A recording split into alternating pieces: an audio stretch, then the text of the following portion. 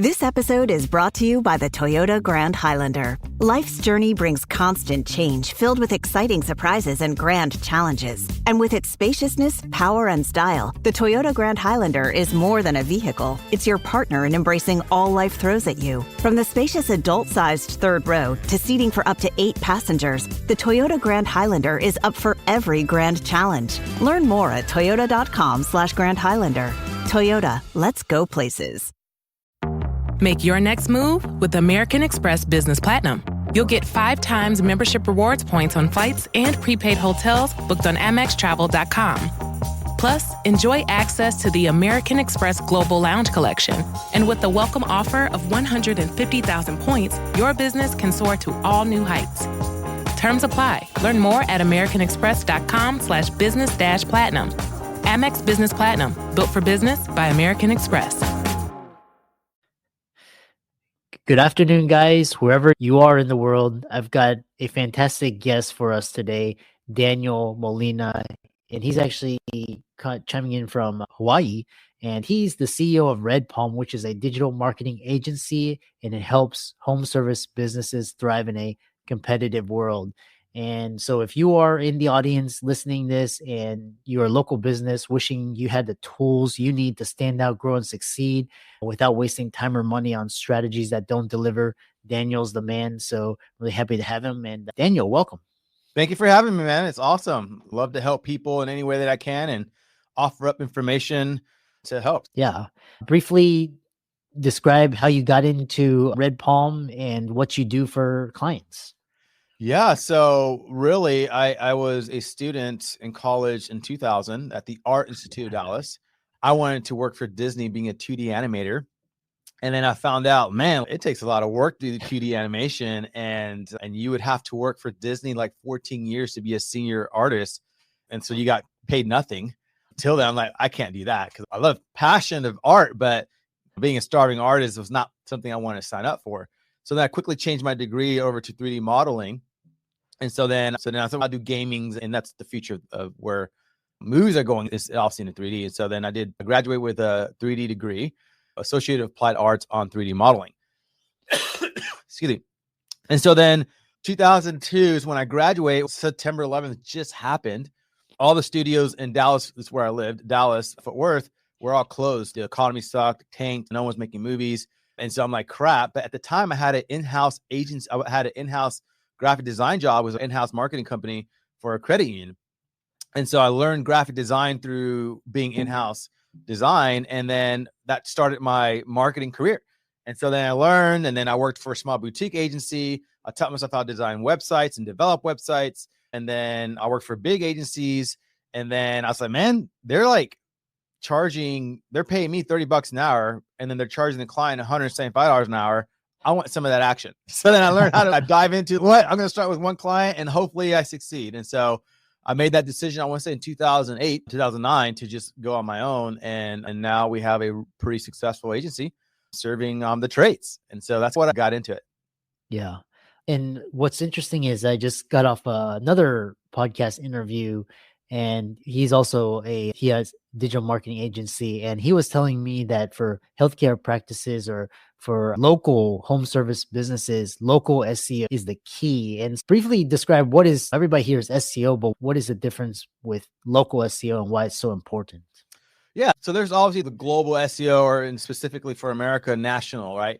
And so there's the product sales. If you have a purse or you have a product that does not require a geolocation, you want anybody buy, that's a different kind of SEO practice, right? A lot of some similarity and parallels, but there's a different focus, which is localized, right? You want people, and specifically for us, it's the trades. So if you say, man, the water heater is broke or something's broke with my plumbing because the water's not hot, what you're going to do is going to go to Google and you'll say, find me a plumber near me. That kind of search and that kind of optimization is different than trying to hit all of the United States. And so when you're thinking about how you actually service or try to do SEO to get those kind of customers, that's what is called localized SEO. It's no longer SEO to try to, because it used to, when I got into SEO back in 2000, I'm going to put this on Do Not Disturb. Someone tried to call me. Back in 2008, when I was doing SEO, I remember doing SEO for a video marketing company, a video company. And this guy was on every single front page of Google for every city in America. And he was out of Plano, Texas. And literally, if you're in Chicago, if you're in New York, if you're in California, whatever city, LA, whatever you typed in video production company, he was number one. And I'm like, how did he do this? And he had hundreds of pages about video production. And that's when I saw, oh my gosh, content's king. And then when you obviously back then it was Matt Cutts, when he was like giving information with SEO, he was actually telling Matt Cutts actually tell you, hey, here's how you rank and here's some stuff that you could do. And so content's king. So now let's fast forward. We're in 2025. Content's still king, but localizing that content is the difference. So you got to put a city in there. Hey, Google, I'm not going after all of the United States. I'm actually going after localized people in my area. And so you don't want to keyword stuff like Dallas-Fort Worth plumber, Dallas-Fort Worth plumber. You don't want to do that. There is some art form to it, but when you localize content with adding cities in there, letting Google know, hey, I'm actually servicing this area. I don't care about New York. I don't care about LA. I don't care about Utah, whatever. I'm serving Dallas-Fort Worth. So therefore only show my page for people looking for Dallas-Fort Worth. So that's the difference between national SEO and then doing localized SEO. So then you optimize your Google profile, social media, all your optimization, like alt tags, like H1, H2 tags, photos, all that need to scream, this is the city I service. Oh, interesting and fascinating. And the next question I have for you is, you talked about tagging those areas. One, what's the biggest marketing mistake that small businesses make when trying to implement local SEO? So that's a great question. There's a lot of different things that they do wrong. A lot of times what they try to do is just list every single city on their front page and zip codes and that doesn't work. Content's king. So if you're going to have, you can have the city name on the front page, but then it has to be linked and then you click on it and it should go to a page with content about that city, but not just one page, but you want to blog about it. You want to have other content that kind of sprinkles in the city of where you service or cities. And so they just think if you just list it all on a home page and have all these zip codes, it's going to work. And that doesn't work. That's black hat tactic now. You don't want to do that. Yeah. I know. A follow-up question I have for you is, when once you localize it and when you say content is king, what types of content performs best? Is it short form? Is it video? Is it blog? Is it a newsletter? Or talk about that. Yeah. So I would say a year or 2 years ago, long form content will definitely outperform anything 2,000 words, 2,500 words. Now, because of AI, I would say all of it performs. So when you create content, you got to create it in the way knowing the audience. Okay. The audience obviously is me and you looking for whatever service or information we're looking for, right?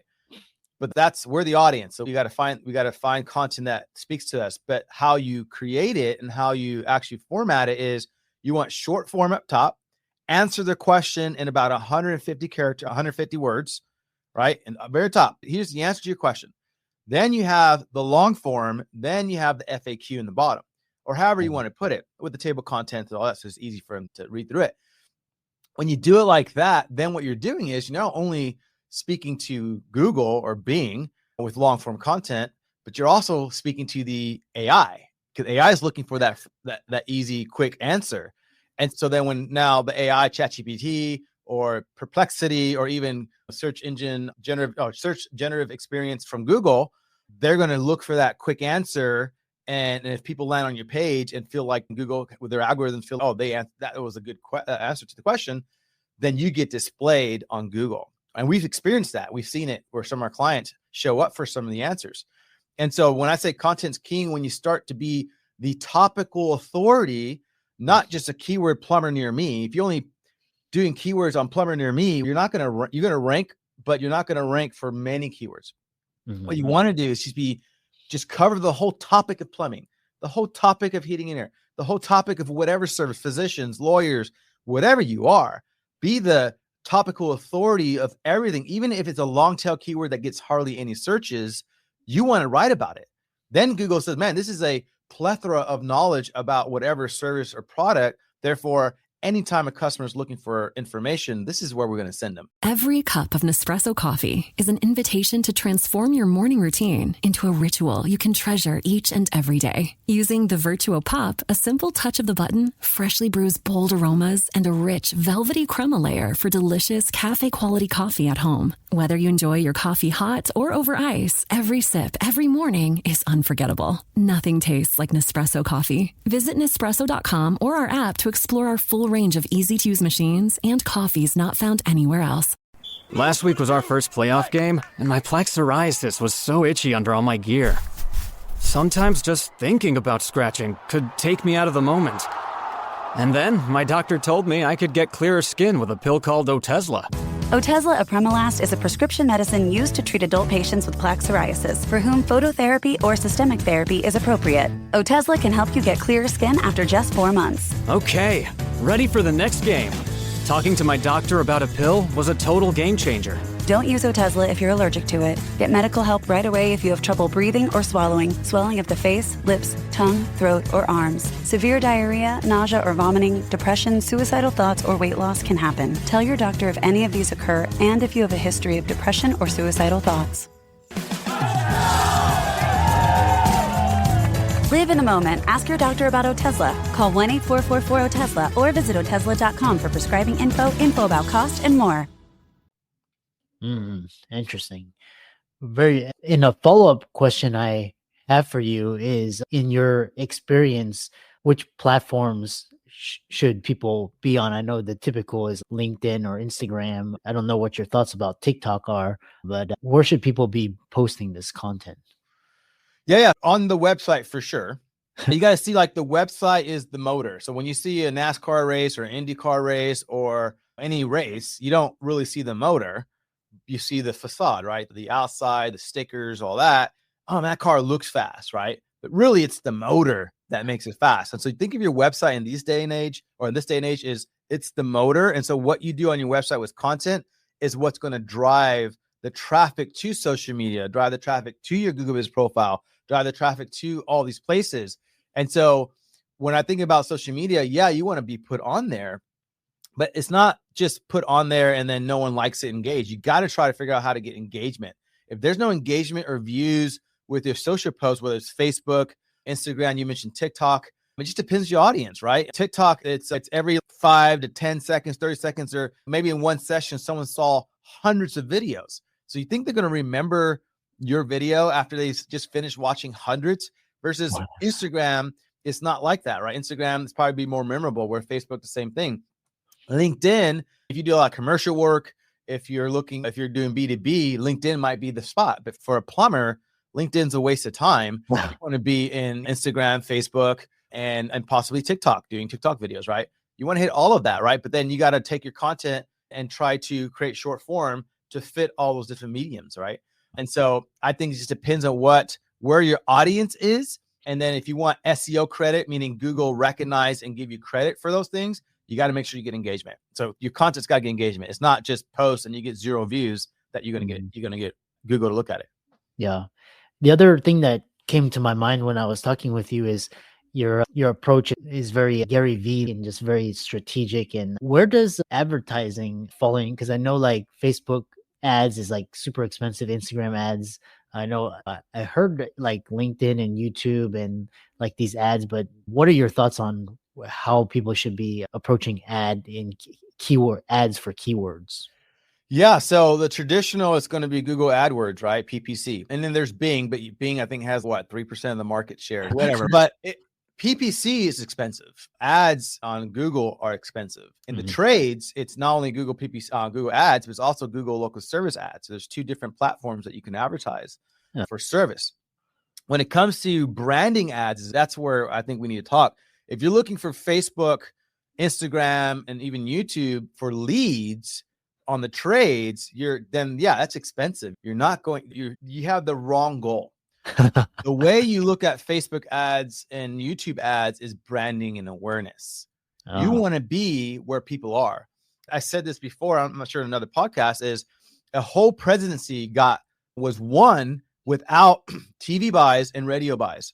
They solely advertised on social media and podcasts.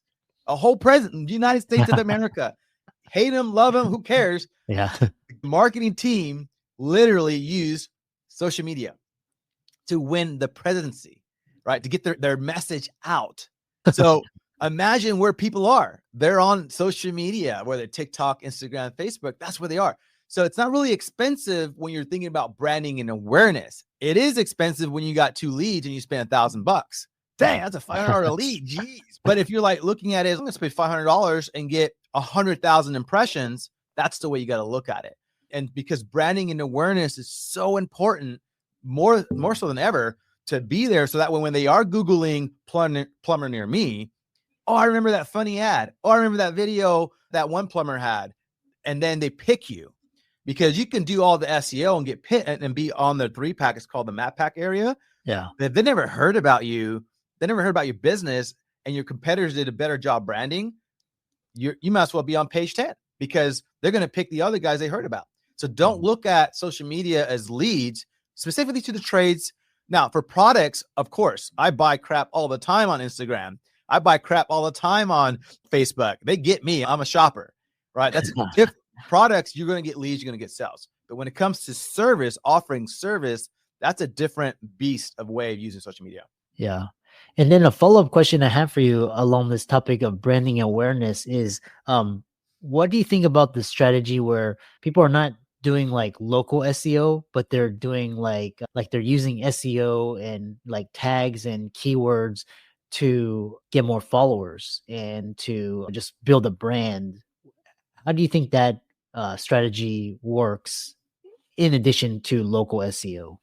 Yeah, the way you're going to get follows is not because you have some special, unless you're like a Louis Vuitton or Nike or Adidas where people buy that all the time. Yeah, I want that 30% discount. But if you're just like a specific brand or service that's not as popular, the way you're going to get follows is by adding value other than coupons and service. You want to figure out, how do I provide value to customers so they can follow me? So if you put in keywords, and the way you do that is just offering up information that helps people. If you're in the trades, house tips, and this is how you can save money on energy. This is the way you can whatever, right? Create some kind of value that when someone scrolls on social media and they see your page, it's not just an offer or a coupon all the time, right? The average person needs a plumber every 3 years. So if you're always saying, so they're going to ignore you, right? And what you want to do is offer information that's helpful. And sometimes if you're a plumber, you may not even have a tip about plumbing. It could be a tip about anything. Right? A house hack, just a house hack. Hey, here's how you save your water bill on your sprinkler system. But wait, I don't do sprinkler systems. I'm a plumber. That's different. Or it could be about, hey, here's how you save money on air quality or whatever, right? And you're a plumber. Whatever it is, offer up quality, valuable information. Then they're going to want more of that because it helped them. That's how you gain followers and do keywords based off of that. And the way you find out what that quality is, you ask ChatGPT or Perplexity, hey, what are 10 top questions people have on Google? What for plumbers, for heating air companies, for whatever, for house hacks? And Perplexity or AI will tell you what people are searching. Does that make sense? Yeah. Yeah. It's exactly what it's, and I really love your advice because it's spot on.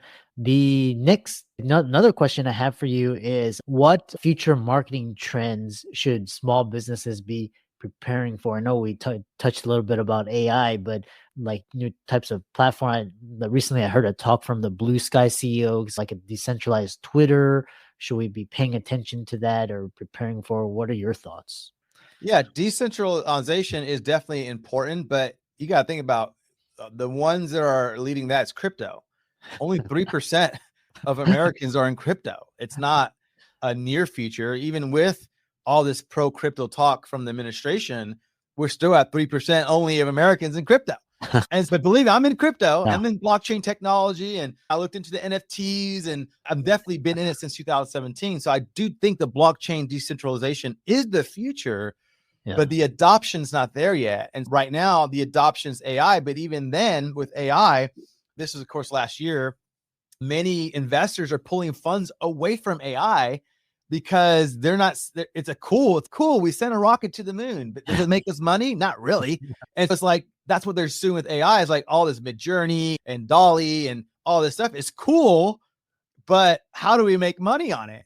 And because the investors saying, hey, we'll invest in this technology, but you haven't figured out how to monetize it, we're going to pull funding. And that's what's been happening. And so they haven't cracked that code yet. So the future of marketing is still going to be, it's going to be AI and search engine or search generative experience, which is the AI answers, but they got to grab it from somewhere. Right now, there's no legislature passed that governs them, but they're stealing, AI is stealing information.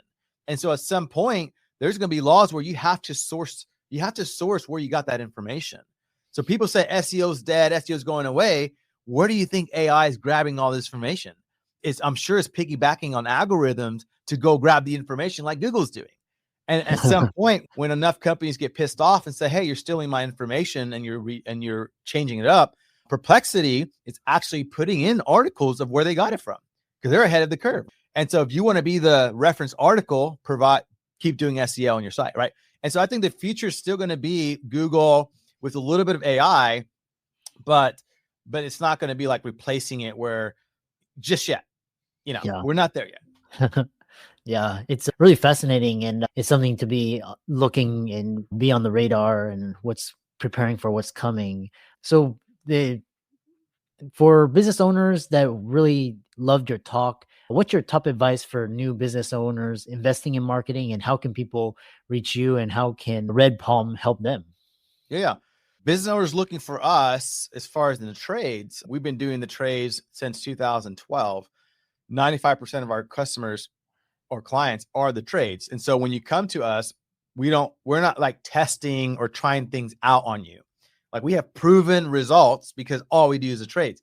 And so when you think about Facebook and Twitter and all these free services, what are they looking for? Data. They're getting data. Data is expensive, right? And so the same thing with the agency, if we have only the trades, we have all this data that we can now share and have marketing strategies based off the data we know so that you can win and succeed. And so instead of going to an agency that has lawyers, doctors, and hair salons and all these other things, they're spread thin. They're not really professionals in any one thing, unless they're a really big company and they have hundreds of lawyers, hundreds of physicians, then you can share that data. Where for us, 100%, almost 100% of our clients are the trades. So therefore, you get to share in that data, which then proves results. And so that's why I think we're different. And that's why I think hiring a company that really focuses on the trades is important for them, because we're not A/B testing, trying to figure things out. We already know what works. And how you can reach me, my company is redpalm.us. You can go there, or if you want to talk to me, you go to danielmolina.life and you can learn about me, my family, nonprofit, all the things that I'm involved in. Awesome. Thanks so much for coming on, and a really wonderful conversation, and keep up the great work. Thank you so much. It was a pleasure.